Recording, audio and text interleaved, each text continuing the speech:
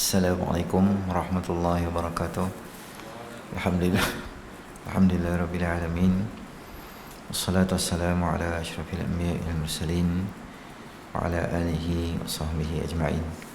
Subhanaka la ilma lana illa ma 'allamtana innaka antal alimul hakim.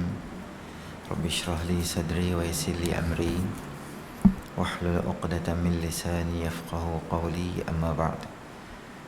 Tuan Imam, ahli dan kuasa, tuan-tuan muslimin muslimat yang dirahmati oleh Allah Subhanahu Wa Taala.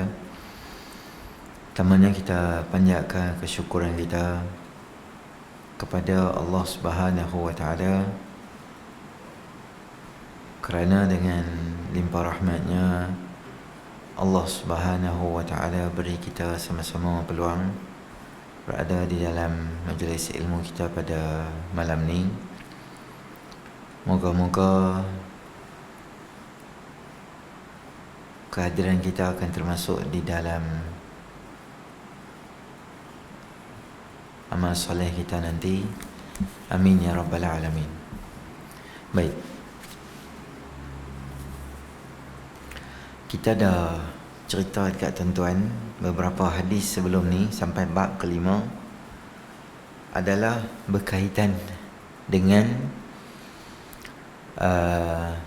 apa yang berlaku di mahsyar, apa yang berlaku ketika bangun balik di akhirat, apa yang berlaku ketika bangun nanti. Nabi SAW orang yang awal sekali bangun, awal diberi pakaian adalah Nabi Ibrahim AS, dan beberapa isu-isu atau huru-hara yang akan berlaku pada orang yang tidak beriman pada Allah Subhanahu Wa Taala, terutamanya di akhirat nanti. Jadi start pada bab ke-6 ni, pengarang akan bawa pada kita beberapa hadis lebih kepada solusi lah. Sebab sebelum ni kita cerita masalah berlaku. Start pada bab ni, dia akan cerita pada kita, kalau kita tak mau jadi macam tu, apa yang perlu kita lakukan? Nak buat apa kalau tak mau huru-hara kat esok kat akhirat? Apa benda yang kita boleh amal supaya benda tu boleh menyelamatkan kita nanti di akhirat? Okey. Sebelum saya nak teruskan dengan kuliah pada malam ni, ada beberapa jemaah kita mesej kat saya minta buku. Jadi saya ada 5 naskah sahajalah buat masalah. Jadi tuan-tuan yang tak ada atau tuan-tuan yang berhajat untuk dapatkan, boleh ambil di sini. Ada ni muslimat tu, Nazih tolong saya. Ada 5 je. Ambil pilih situ, kod daripada nak ambil. Boleh. Ambil dulu tak apa.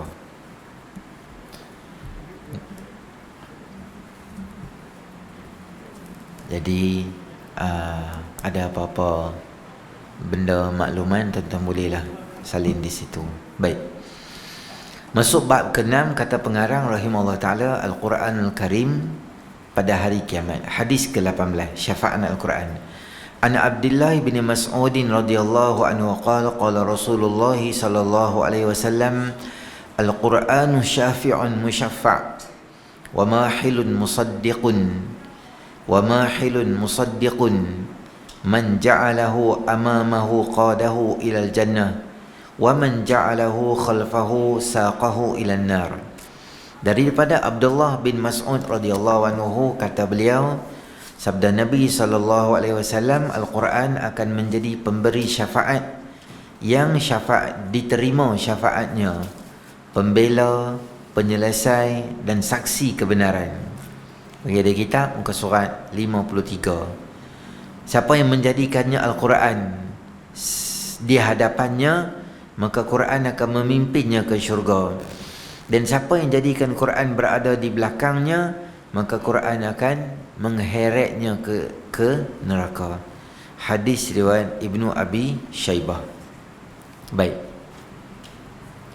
Setelah kita mengetahui hal berkaitan ahli tauhid pada hari kiamat, Maka keadaan Nabi SAW pada hari itu dan situasi manusia menghadapi hari mencabar tersebut, kita mengetahui pula bagaimana Quran bertindak pada hari kiamat demi pembela kepada ahli Al-Quran. Baik. Dalam dunia ni tuan-tuan ada dua jenis manusia. Satu, manusia yang baik, dia hidup dalam keadaan baik dan dia beramal dengan Islam dan dia mati dalam keadaan Islam. Itu satu golongan. Golongan kedua ni dia terbahagi kepada dua bahagian. Golongan kedua ni apa? Golongan yang hidup membujur lalu melintang patah, dosa, maksiat, pahala tak kira apa. Kira hak Allah suruh pun tak buat, hak Allah tak suruh semua buat. Orang ni adalah orang yang berdosa, orang fasik, orang buat dosa ni. Ada dua jenis manusia, golongan. Golongan fasik tu macam mana? Golongan fasik tu daripada awal dia hidup ni sampai dia meninggal dunia, dia hidup dalam keadaan fasik, dosa, hidup tu dosa je manjang sampai dia mati. Dia tak ada taubat dengan Allah. Ada satu lagi golongan orang buat dosa juga, tapi dia dosa, tengah-tengah jalan tu. Umur 30, umur 50, umur 60, ada kesedaran, ada keinsafan, taubat balik. Akhirnya dia jadi orang yang baik, jadi kaki masjid, kuliah dan sebagainya, orang yang soleh. Dan akhirnya hujung dia sama macam golongan yang pertama tadi tu. Dia duduk di golongan kedua, tapi ending dia sama macam orang di atas. Tapi dia punya starting macam golongan kedua, tapi ending dia macam golongan ke atas. Golongan ni golongan yang sangat bertuah. Okey, kita cerita ni pasal orang Islam lah. Ada orang Islam yang baik, ada orang Islam yang berdosa, ada orang Islam berdosa, kemudian dia sempat bertaubat. Golongan yang pertama dan golongan yang ketiga tadi itu tak ada masalah, sebab insya-Allah orang ni dia selamat di akhirat. Kita nak fokus pada golongan kedua. Dia orang Islam, dia buat baik, dia tak pernah buat baik, dia buat dosa macam dosa manjang lah. Dia mati dalam keadaan buat dosa. Dia ni, orang macam ni, ada tak lagi peluang di akhirat esok ni? Ada tak ruang untuk dia selamat esok di akhirat esok? Ya, dia masih ada lagi. Macam mana dia nak selamat esok di akhirat? Dia nak selamat esok di akhirat ni, ada beberapa jenis pembantu yang boleh bantu dia. Antaranya adalah yang kita panggil dia sebagai syafaat. Syafaat ni adalah, kalau bahasa Inggerisnya kita kata recommendation lah. Dia macam tolong request untuk beberapa benda ni, dia request ke Allah supaya dia boleh bantu orang ni di akhirat. Antaranya apa dia? Yang pertama, yushfa'u yawmal qiyamati al-anbiya thumma al-ulama thumma syuhada. Yang pertama, para nabi, dia ada ruang untuk bantu umat dia esok di akhirat. Yang kedua adalah orang yang mati syahid. Yang ketiga adalah orang yang ulama. Jadi kalau kat dunia ni kita ada hubungan dengan para alim ulama, menghadiri majlis-majlis depa dan sebagainya, maka dia kenal, dia boleh syafaat kita esok di akhirat. Antaranya adalah kita pernah bincang dulu dalam hadis kita juga, syafaatul uzma. Itu syafaat agung yang paling hebat sekali yang ada pada baginda Nabi SAW. Patut ada lagi syafaat daripada mukmin yang soleh. Nanti kita sampai bab tu kita cerita. Di kalangan kita yang selalu semayang masjid, orang yang baik-baik ni, ada ruang boleh bantu kawan-kawan dia apabila dia ada ke akhirat. Itu panjang perbahasan. Cuma malam ni, dalam ranking yang boleh syafaat, boleh tolong ni adalah nama dia Al-Quran. Al-Quran ni, dia akan request ke Allah supaya bantu orang yang baca dia. Orang yang baca dia kat dunia, dia akan boleh bantu orang tu nanti di akhirat. Satu. Yang kedua, di samping baca, dia amalkan isi Quran tu. Dua jenis manusia ni yang dia jinak-jinak dengan Quran ni, Maka walaupun orang tu dia dalam kategori dosa, kategori kesilapan, ada maksiat sebagainya dia buat, maka Al-Quran ini dia boleh datang untuk membantu. Semua syarat-syaratnya ni semua, bila tuan-tuan, bila dia ni masih berada dalam agama Islam, dia tak murtad, akidah la ilaha illallah ada. Dia dosa, dia tak semayang, dia berzina walaupun dia buat dosa-dosa yang besar, tapi dia dalam kategori masih berada di dalam akidah Islam tu lah, dia tak murtad atau dia tak keluar dari Islam. Selagi hang ada dalam circle Muslim Islam, maka satu hari, tapi tak tahu bila, satu hari hang mesti dan pasti keluar daripada api neraka. Tak ada orang yang ada la ilaha illallah dia akan kekal. Itu akidah kita ahli sunnah wal jamaah. Terdekat atau sooner or later lah, sama hang masuk neraka ni dalam tempoh yang lama atau saat, tapi satu hari hang mesti akan keluar daripada api neraka Allah. Itu sabit daripada hadis, bila keluar laki mukmin, neraka akan tutup, dan laki itu bila masuk dalam syurga, syurga tutup. Intake baru tak ada. Itu intake last. Habis kawan tu keluar pada neraka, tutup. Maknanya tak ada siapa boleh keluar dah. Dia seal terus pintu tu. Dan lebih teruk lagi, malaikat akan bawa seekor kambing hitam, akan disembelih di antara syurga dan neraka, dan malaikat akan kata, ini adalah kematian. Maknanya mati tu dah mati ya. Maksud dia apa? Geng syurga seronok lah, tak ada mati, hidup selama-lamanya. Geng neraka akan sedih dan teruk, sebab tak ada mati, mereka akan tersiksa selama-lamanya. Jadi antara penyelesaian yang Nabi SAW bagi pada kita ni adalah Al-Quran. Al-Quran ni bukan saya habaq untuk golongan kedua yang dia beranak dan sampai mati dia buat dosa dia, tak. Dia juga sangat-sangat akan membantu kita. Kita hak selalu main masjid yang baik dan sebagainya ni, Quran juga boleh membantu kita, sangat-sangat boleh membantu kita di akhirat esok. Kerana kita, saya dan tuan-tuan ni semua ni, bukanlah baik terabana pun. Yalah, ada masa maghrib isyak main sikit, macam itulah kita. Tapi dosa kita tak tahu banyak mana keadaan kita. Kita tahulah dosa kita macam mana, di akhirat esok boleh selamat ke tak boleh selamat. Maka saat-saat ni, dia macam pelampung orang yang jatuh di dalam laut ketika dalam malam yang gelap, siapa pun tak nampak, hang duk sorang-sorang dalam laut, dia macam pelampung yang orang baling daripada atas. Hang boleh naik di atas pelampung tu. Atau Quran yang membantu kita di akhirat ketika susah, dia macam nelayan yang sedang memancing di tepi. Betul-betul kita jatuh, bot kita duk tenggelam tu, dia mai hulurkan bantuan pada kita dalam keadaan kesusahan macam tu. Tu nama dia Al-Quran. Jadi Quran ni maknanya satu penyelamat kita ke akhirat esok lah. Kalau betul dia penyelamat, dia hanya akan berfungsi, dia punya meter, dia punya alatan keselamatan tu akan fungsi bila kita baca dia. Kalau kita biar dia berabuk macam tu, kita tak akan baca dia. Dia tak akan memberi kat kita apa-apa lah. Dia mesti baca. Jadi kalau kita tahu kepentingan membaca, kita kata, Ustaz saya tak tahu baca, rugilah tuan-tuan. Kerana dia adalah satu-satunya antara pelampung yang boleh tolong kita bila tenggelam ke akhirat esok ni. Tapi yang peliknya kita tak tahu nak guna pelampung tu. Macam mana nak guna pelampung? Kena baca lah. Saya tak pandai Ustaz baca Quran. Itu menyedihkan lah. Tak apalah tuan-tuan, sekarang 2022 dah. Kena ubah kita punya kehidupan. Kalau kita tak tahu baca Quran, kena usaha cari. Orang boleh ajak Quran. Saya selalu bagi contoh, carilah ustaz-ustaz boleh ajak Quran ni, berlambak-lambak ada. Saya tak tahu siapa ajak Quran, saya tak tahu.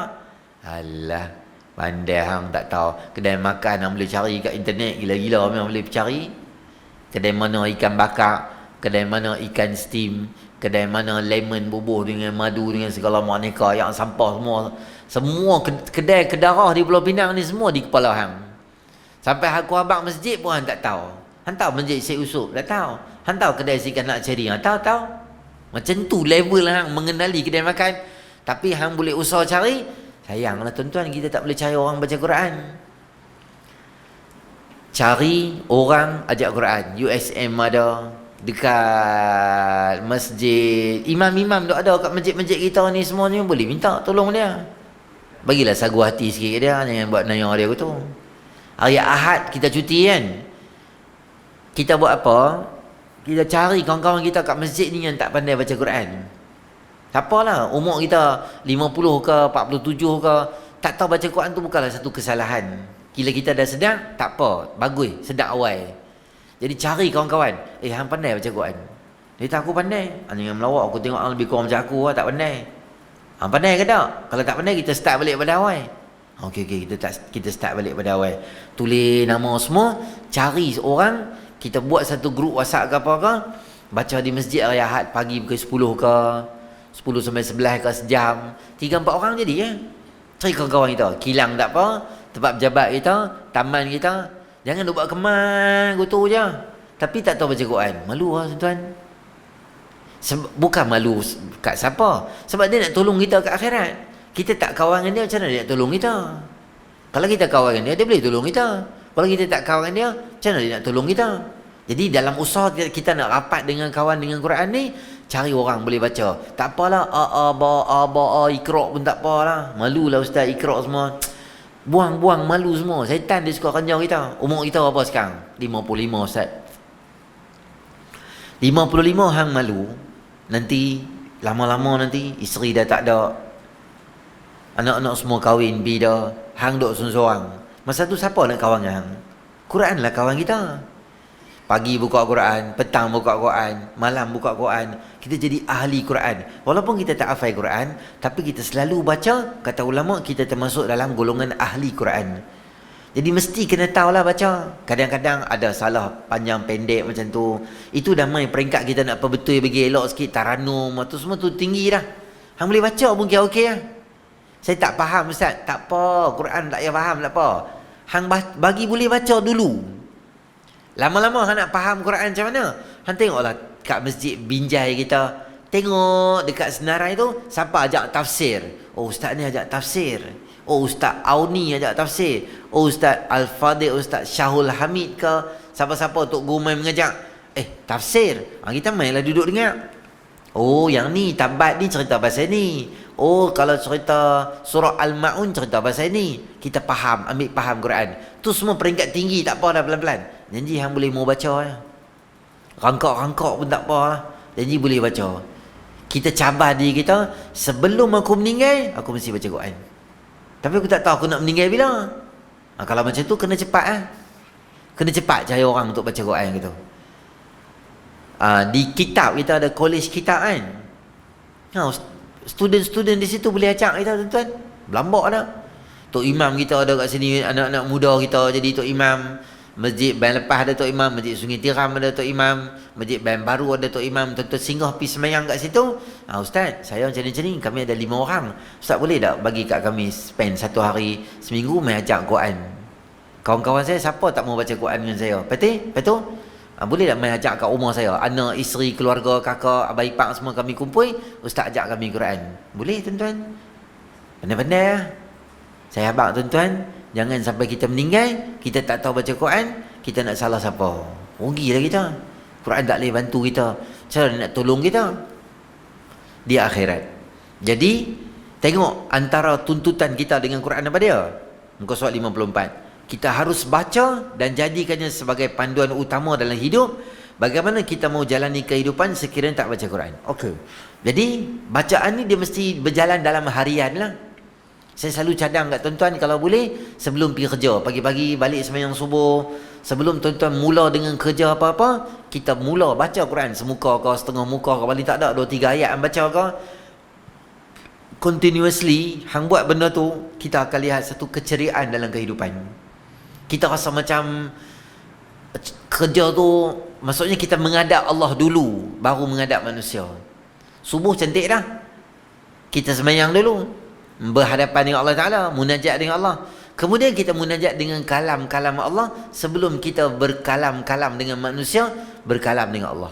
Pagi tak ada baca, tempat kerja kita cari tempat mana sikit duduk tu. Saya set semua ada Quran sekarang ni tuan-tuan. Boleh buka baca dah pelan-pelan gitu. 1 ayat, 2 ayat, 3 ayat. Paling tak ada, sibuk, gila-gila main sibuk. Tak tahu lah, sibuk apa tak tahu lah. Apa bisnes hang buat pun tak tahu dah. Di traffic light boleh baca. Tuan-tuan tengok traffic light berhenti dekat 199, 98. Lamanya traffic light ni.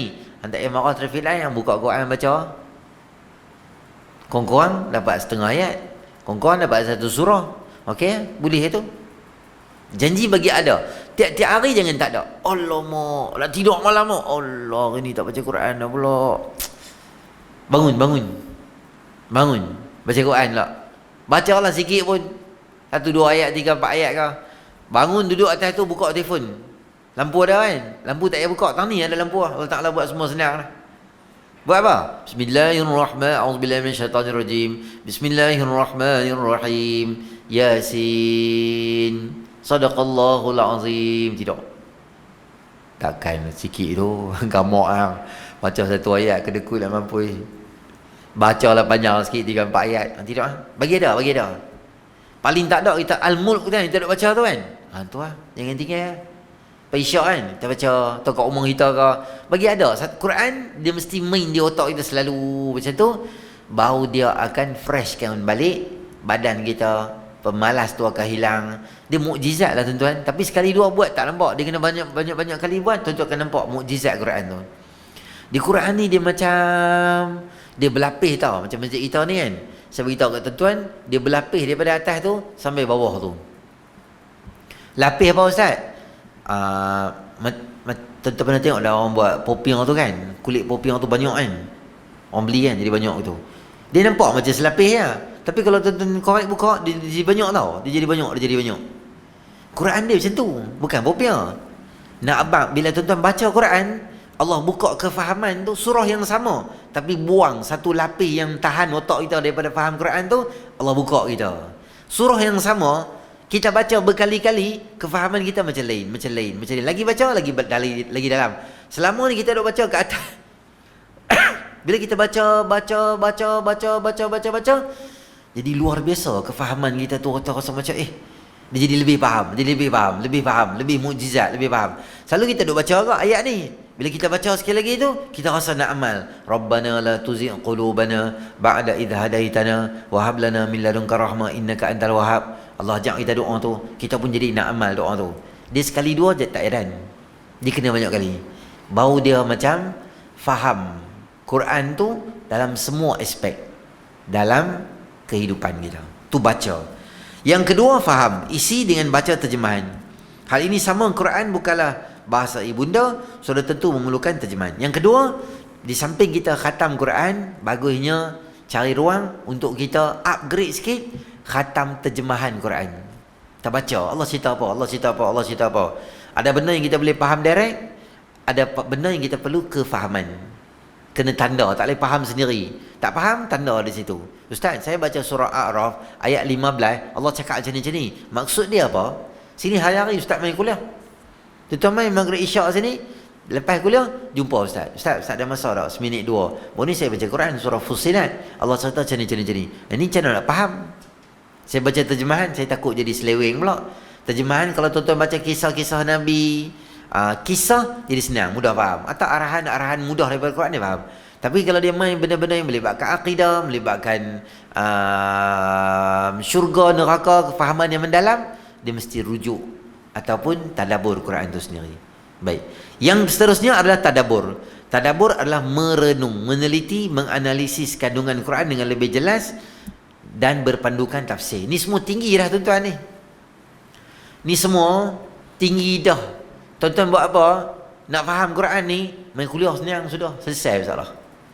Ustaz-ustaz main cerita ceramah di masjid ni semua cerita pasal apa? Quran, hadis. Tu cerita pasal tu. Huraian Quran, huraian hadis. Tak payah kita ni, orang awam level kita ni, tak payah nak pi sampai ke boleh tulis tafsir tak. Tu kerja paling alim ulama tu biar dia buat. Boleh buat lagi bagus. Boleh baca, boleh faham. Yang tu pun cantik dan bagus dan hebat sangatlah. Dan keempat, memahami dan mengamalkan isi kandungan Al-Quran. Macam mana nak amal Al-Quran tu macam mana? Apa Allah suruh kita buat. Apa Allah tak suruh, kita jangan buat. Macam mana nak tahu Allah suruh kat mana, Allah tak suruh tak mana? Sebab tu kena main kuliah. Dalam kuliah ni kita cerita mana boleh, mana tak boleh, sembahyang macam mana, puasa macam mana, hukum mahakam, kalau dah kahwin apa nak buat dengan isteri, apa boleh buat dengan keluarga, tanggungjawab, nafkah, isteri, anak, cerai, rujuk, semua tu dalam perbahasan di masjid dan di surau kita boleh main mengaji. Dan yang kelima adalah hafaz Al-Quran. Kalau boleh, dua. Satu, surah-surah lazim kecil-kecil biasa-biasa kita bolehlah bagi hafal. Surah Sajadah ke, surah Al-Mulk ke, surah Insan ke, surah Waqi'ah ke, pelan-pelan kita boleh hafal, kita hafal. Cara dia selalu baca. Selalu baca adalah cara paling terbaik untuk kita hafal. Ayat Kahfi 1 sampai 10 tuan-tuan baca, ustaz-ustaz main ceramah baca. Mula-mula kelang kabut buka telefon kan. Lama-lama tak payah buka lah telefon. Sebab apa? Pada hafal dah ustaz, hari-hari duk baca. 2 bulan dah ustaz main ceramah hari-hari duk baca Kahfi, kami pun dah okey dah, boleh baca dah. Dengan membaca selalu adalah langkah awal yang mudah untuk kita menghafaz Al-Quran. Kalau kita, itu kita lah. Maksudnya kita upgrade diri kita sendiri. Janganlah memanjangnya wala'as dengan ina atau ina. 2 surah tu je. Lagi 113 surah siapa nak baca? 112 surah semua 114. 2 surah tu kita baca, siapa nak baca lain? Jadi kita hafal. Yang nombor 2, kalau boleh anak-anak kita hantarlah 1 dalam 5 orang, hantarlah 1 hafal Quran. Anak tak ada lah ustaz. Ustaz abang lambat. Saya ingat nak menikah lain dah, start berdawai. Tak payah duk gatai lambat lah. Lagi anak tak ada masak, padam dulu dah. Anak menekan ke? Cucu ya. Kalau dia mau, pujuk dia, doa banyak ke Allah. Bagi ada zuriat keturunan kita yang hafaz Al-Quran. Kerana mereka ini antara golongan-golongan yang boleh membantu untuk syafaat esok di akhirat. Allah Ta'ala sebut dalam Quran berkaitan dengan keluhan baginda Nabi SAW tentang umatnya kadang-kadang tak apa ambil berat dengan Quran. Apa dia Allah Ta'ala sebut? Wa qala ar-rasulu ya rabbi inna qaumi ittakhadhu hadzal qur'ana mahjura. Dan Rasul berkata, wahai Tuhanku, sesungguhnya kaumku telah menjadikan Quran ini satu perkara yang ditinggalkan. Siapa tu? Kafir Quraisy bantah Nabi SAW dengan Quran. Termasuk kita hari ini tuan-tuan, di akhir zaman ni banyak di kalangan kita yang mengabaikan Quran. Bukti paling jelas, tuan-tuan boleh tengok Quran ada kat masjid. Jarang orang baca. Bila-bila sekali ya. Quran tu bungsian dia menangis. Siapa nak baca aku? Siapa nak baca aku? Siapa nak? Ada lepas subuh dah 2-3 Pak Haji dia baca gitu kan. Lain semua baca WhatsApp ya. Quran tak. Khutbah pun baca WhatsApp. Orang khutbah Jumaat masa tu pun dia main telefon lagi. Nak baca WhatsApp lagi. Jadi susah. Jadi kena ubah kita punya mentaliti kita, kena rapat balik dengan Quran, bagi boleh dengan Quran juga. Paling tak ada juzuk amma tu tuan-tuan baca pun boleh ke? Baca wadduha, buka Quran, baca hak tahu wadduha ke, baca alam nasyrah ke, baca was-sama'i zatil buruj, was-sama'i wat-tariq, apa-apa lah baca Quran yang hantar tu, baca tu bagus. Sementara kita nak belajar, ustaz tu nak ajak kita bagi pandai surah yang lain, kita baca dulu surah kecil-kecil ada-ada tu, kita bagi cerdik dan bagi pandai. Kita fikir apa? Quran ni dia bantu kita kat dunia, dan Quran ni lah juga paling penting dia akan tolong syafaat kita kat akhirat. Kita cerita huru-hara akhirat ni bukan satu lawak punya cerita. Jadi Quran akan mai dia tolong kita. Bukan di mahsyar tuan-tuan. Quran mai di mana? Seawal kubur dia mai lah. Seawal kubur dia mai. Dia tahan duk relax. Tak apa. Aku akan tolong settle untuk hang. Hang selalu baca. Kita tanya hang siapa? Akulah Quran yang hang selalu baca kat dunia. Kadang baca pelan, kadang baca kuat. Aku main untuk bantu hang esok, di akhirat esok. Mak, isteri, kakak, abang, siapa pun tak akan main. Quran dia akan main. Peliknya kita, benda yang akan tolong kita, kita tak pegang tangan dia. Benda yang akan kita tinggal, kita pegang tangan dia. Macam dunia, benda hak sedekah kita tak bagi banyak sebab dia akan tolong kita. Tapi benda yang akan hilang, duit tu biasa, tapi kita pegang dia. Kita lupa nak pegang bab sedekah. Sama macam Quran lah. Dia pembela yang sangat utuh dan kukuh yang akan bantu kita nanti di akhirat. Jadi saya doalah semua tuan-tuan yang ada di sini, Kalau tuan-tuan tak boleh baca, dengan nama Allah, pergi cari orang suruh boleh baca. Merangkak-rangkak pun tak apa, Allah bagi pahala lebih kat kita, 2 kali pahala. Sebab hang merangkak pun hang nak baca pelan-pelan, memang macam tu lah tuan-tuan. Dan Quran ni dia sangat suka merajuk. Bukanlah marka.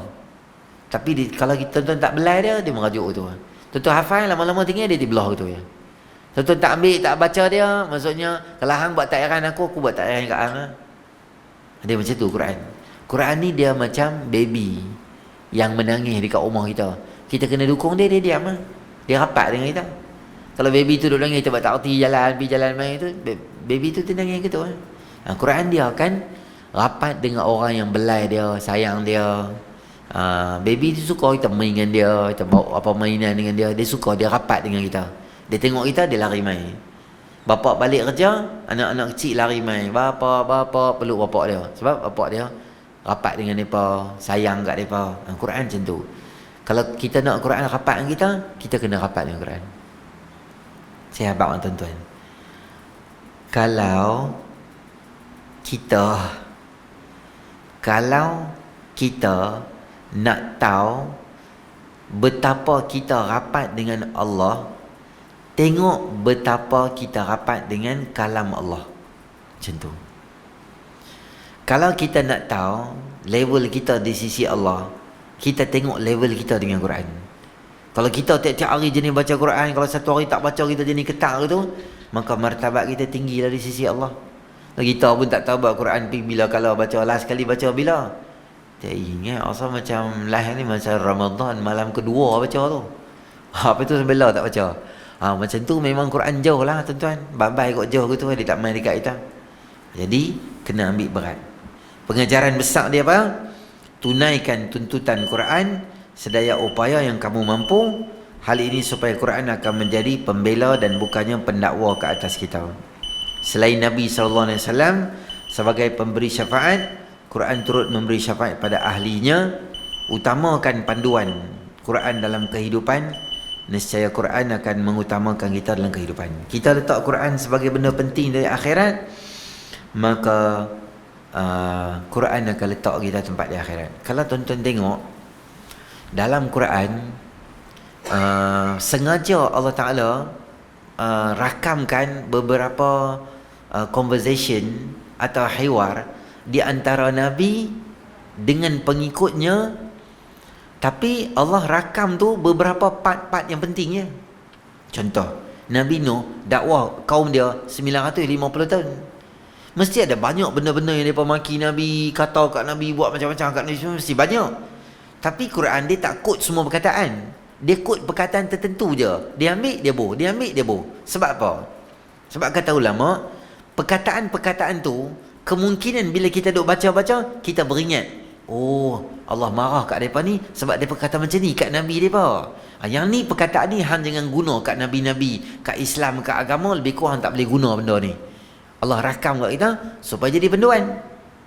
Dan benda tu kalau kita tengok, dia berlaku dalam masyarakat kita, dia berlaku benda yang sama. Akhir-akhir ni cakap lebih kurang dengan agama, cakap lebih kurang dengan Islam, hukum hak agama pun buat lebih kurang main macam tu je.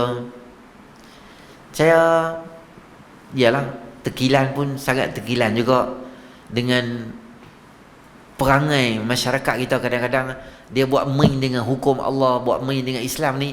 Bukan melawak-lawak main sembang di kedai kopi gitu ya. Dia punya bersungguh buat lawak tu, buat main tu, sampai ke Mekah dia buat lawak tu. Dulu ada Abang Long seorang pergi Australia lah sekarang ni. Dia boy, tapi dia buat apa? Pakai telekom pergi Mekah. Saya tak katalah bagus benda tu, tapi dah tak payah bertutup aurat sampai macam tu. Tu bukan aurat hang pun. Tak betul juga macam tu. Sebab bila dia watak macam tu, orang ingat dia perempuan. Dia duduk dengan makcik-makcik Malaysia kan, makcik Nigeria kan, dia salam ke, how are you ke apa, dia salam, batal lah wuduk makcik Nigeria tu atau makcik Malaysia tu.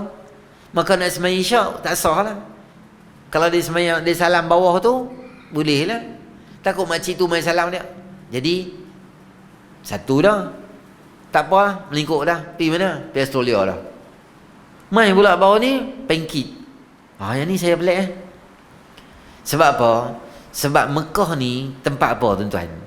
Yalah, di negara kita ni kadang kita lara, kita lalai, kita lupa, ada benda merepek, tinggal semayang semua. Jadi banyak kita tengok kadang-kadang orang pergi Mekah, pergi umrah, tengok Kaabah, insafi kesilapan dia, banyak dia lalai dengan Allah. Banyak balik main jadi bagus, artis-artis bagus dah.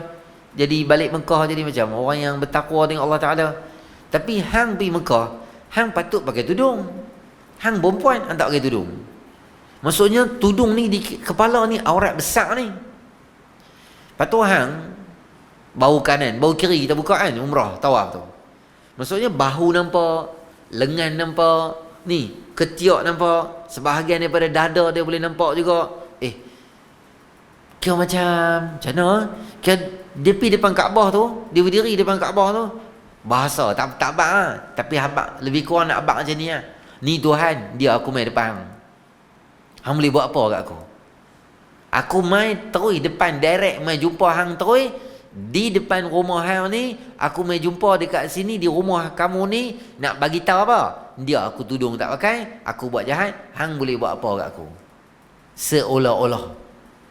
Bukanlah Allah kat Mekah. Kat sini pun Allah mawjudun bila makan. Allah wujud tanpa bertempat. Seolah-olah sengaja nak tunjuk. Dia pergi ke depan rumah Allah Ta'ala yang hebat, yang mulia, nak tunjuk kata dia itu. Gangster tu, dia level-level umat-umat dulu lah. Lepas tu saya habaq dalam Quran Allah cerita benda tu sebagai pengajaran untuk kita. Umat Nabi Nuh kata apa kat dia? Qalu ya Nuh qad jadaltana fa'aktsarta jidalana fa'tina bima ta'iduna in kunta minas sadiqin. Nuh, kami macam ni lah, kami senang sembang hang. Hang pun duk sembang kami pun duk sembang hang. Fa'aktsarta jidalana. Banyak dah sesi debat kita ni, banyak dah. Lah macam ni lah. Kami cakap pun hang tak mau dengar. Sampai 950 tahun hang lu buat jadi macam semua kepala kami. Kami cakap pun hang tak mau dengar. Lah macam ni lah. Fa'tina bima ta'iduna. Hang beritahu kat Tuhan lah. Boleh apa? Azab ke apa ke, nak gempa bumi ke apa ke, api ke apa. Boleh kita kira settle sini lah, senang lah. Kami pun tak larat dengar cakap hang lah. Juah tu nama dia apa? Juah. Dia kata kat Nabi Syuaib AS, qalu ya Syuaibu ma nafqahu katsiran mimma taqulu wa inna lanaraka fina dha'ifa. Syuaib, kami nak bakang satu benda, kami tak faham hang cakap apa. Apa benda hang nak cakap kami pun kami tak faham. Tuhan lah, Allah lah, satu lah, sembah lah, arak jangan minum lah apa. Kami tak faham. Kami nampak hang lebih daripada duk ranjau kami ya. Wa inna lanazunnuka minal kazibin. Kami tak nampak hang lebih daripada duk ranjau kami daripada awal sampai sudah. Kami tak faham apa hang cakap. Dia kata apa kat Nabi Syuaib AS? Walaula rahtuka la rajamnaka wa ma anta alaina bi'aziz. Kami Syuaib, kami nak abang satu benda senang. Kami tengok hang ni kecil besar. Memang kami nak hari orang teruk-teruk ah. Walaula rahtuka. Kalau bukan kami duk fikir bapa hang, mak hang, kakak hang, sepupu hang, adik-beradik hang semua kami kenal. Kami kenal bapa hang, kami kenal mak hang. Kalau kami tak ada terlintas pasal mak bapa family hang, dah lama hang lunyai yang kami ya. Nabi dia boleh cakap nak lunyai Nabi tu. Allahu Akbar. Ini perangai umat dulu. Kalau perangai umat dulu ada dekat kita tuan-tuan, kalau bukan Nabi, memang bahasa kita koyak memang koyak cakap aku tu, aku nak buat baik dengan apa? Hampa duk kutuk aku gila-gila lah apa? Wa ya qaumi. Dia cakap elok-elok. Tapi dia berjuah dengan dia. Kalau kita anxiety lah. Memang ketuk kepala kat dinding tu ya. Tapi Nabi-Nabi Allah bagi dia jiwa kental. Dia tak macam kita manja aku tu, tegur sikit merajuk. Ada banyak lah. Masjid ni alhamdulillah tak tahu kita election Nabi dah. Tak bi. Ada setengah masjid tu ah. Oi koyak, tak jadi AJK tak main sembahyang lah. La ilaha illallah. Sebab apa? Tu baru kecil Nabi-Nabi dulu kenapa? Ada jawatan, alhamdulillah. Allah pilih kita untuk jaga masjid. Pemilihan mai dia ni angkat tangan, ada tim AJK baru. So what? Tak apalah BP dia berpegang. Alhamdulillah lega kepala otak aku, tak payah buat apa dah. Hampa hak urus, lama hak urus. Apa-apa nak minta bantuan aku boleh tolong kat hamba. Senang je aku tolong apa. Aku dah lega dah. Semayang hanya merajuk dengan masjid. Masjid main macam biasa. Kuliah semua main macam biasa katanya. Kan lagi senang, kita tak ada jawatan, kan lebih mudah. Oh, merajuk tu. Nabi-nabi kalau kena aku tu. Memang kita kalau kena macam Nabi, memanglah jadi macam serabut kepala. Tapi berani saya nak abang tu, berani umat-umat kita ni lebih kurang cakap bab agama, buat lawak aku tu. Dia tak rasa Allah tu, bila Allah tak azab segera, dia kata Allah ni, dia ingat apa dia buat tu betul. Cakap kita lebih kurang,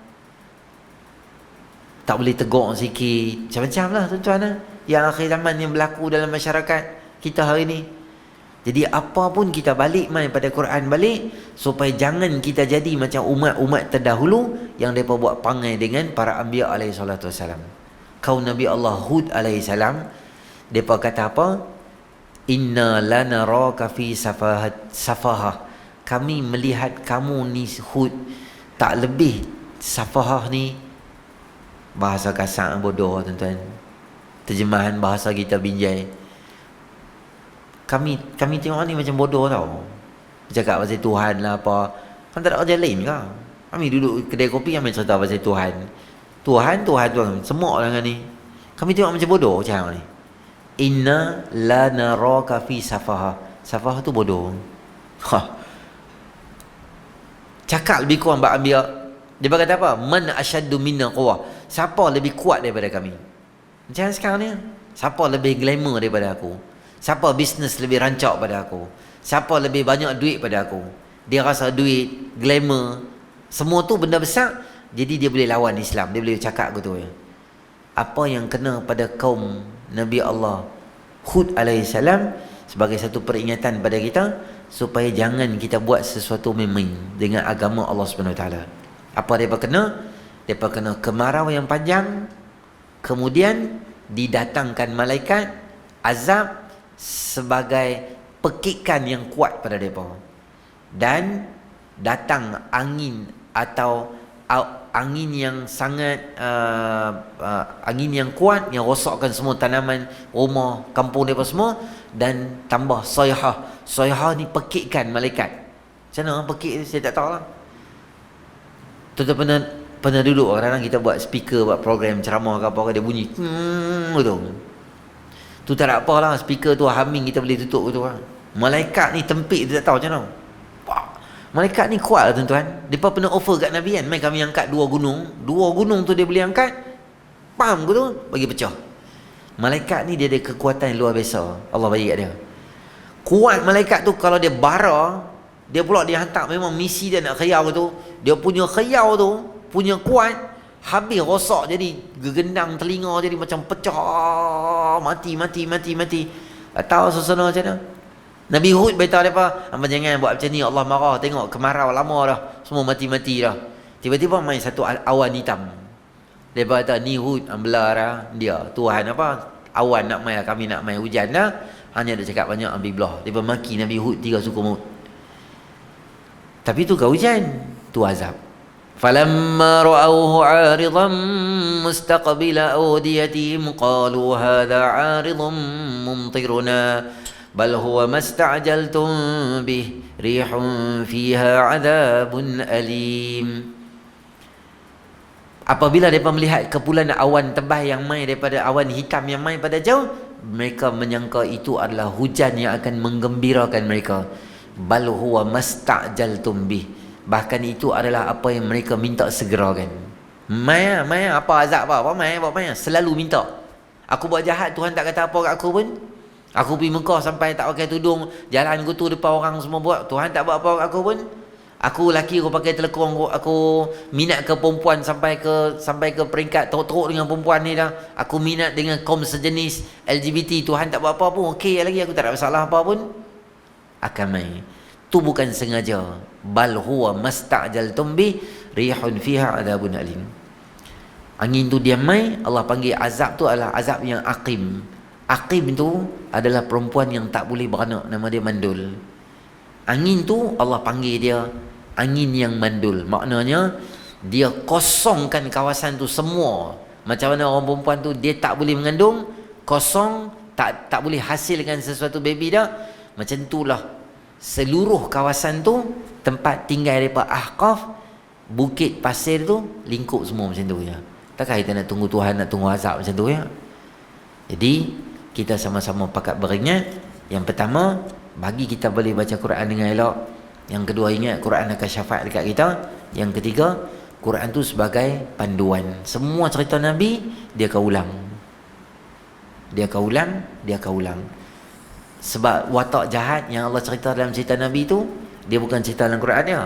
Watak tu real, dia hidup dalam masyarakat. Dan tuan-tuan akan jumpa orang-orang yang boleh cakap lebih kurang beragama dan dia boleh buat relax gitu ya. Dia boleh maki Allah, dia boleh maki Nabi, dia boleh maki Islam semua, tapi dia buat relax gitu je. Sebiji macam mana yang jadi pada anbiya yang terdahulu dalam Al-Quran. Baik. Nanti kita akan jumpa Quran menemui pembacanya pada hari kiamat. Ini juga satu hadis yang panjang berkaitan dengan orang yang membaca Al-Quran. Cerita dia adalah dalam kubur ada seorang lelaki handsome makan mai duduk tepi dia. Dia akan tanya lelaki tu, "Hang siapa? Aku tak kenal hang pun." Quran dah kata, "Akulah Quran. Dulukah hang baca aku? Sekarang aku main tolong hang balik." Jadi malaikat mai, dia kata kat malaikat, "Apa-apa settle dengan aku ya. Dia ni hanya yang kacau." Itu kelebihan orang baca Quran. Itu hadis tu panjang. Nanti kita jumpa dalam siri akan datang. Nanti kita akan jumpa juga apa hal keadaan orang yang selalu buat amal soleh, dia baca Quran, dia derma, tapi dia suka tunjuk ke orang. Sengaja dia buat benda tu dengan tujuan orang tengok dia, kata dia bagus, riak. Apa akan jadi dengan orang yang riak dalam di akhirat esok ni? Kemudian juga kita akan jumpa hadis berkaitan dengan apa akan berlaku kepada orang yang adil pada hari kiamat. Dan orang yang berkasih sayang pada hari kiamat macam-macam lah. Jadi dia masih berada betul-betul dalam mahsyar hari kiamat.